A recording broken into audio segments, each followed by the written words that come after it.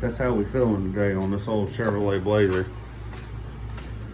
So I haven't seen, or I can't find any good videos explaining how to change the oil pump.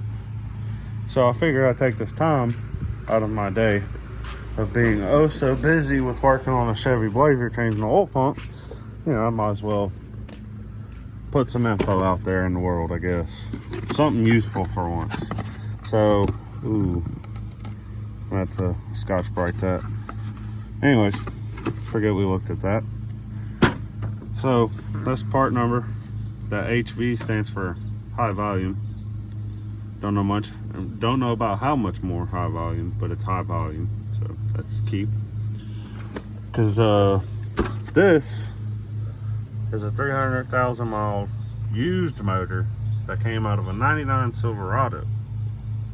Now it runs pretty dang good, all things considering. I gotta tweak the timing a little bit, change some of these coolant hoses, because they're you know, if you go back on my shorts, you'd see, you know, this thing was full of not good stuff.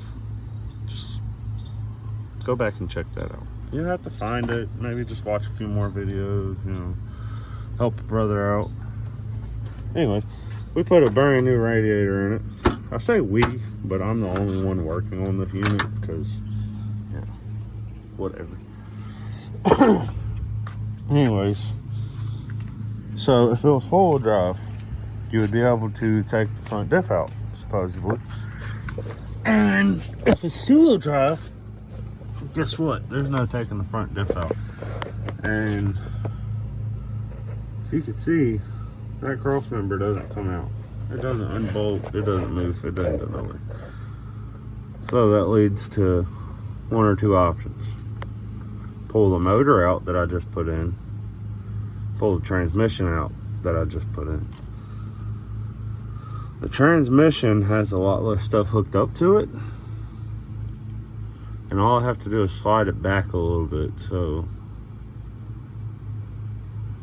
I can get away with that by unhooking the cooler lines to the radiator. And that should slide back. I gotta pull dry shaft out and make a gigantic mess right there. Make a bet. Man, I've literally been working on this thing for an entire month. It feels like it's been 3 weeks. 3 whole weeks. But anyways, now the oil pump.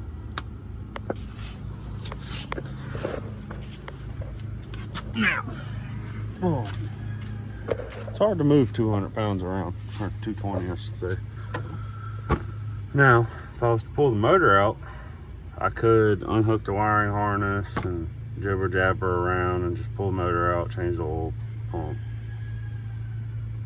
But I don't want to do that. I like being under the car for some reason and torturing myself.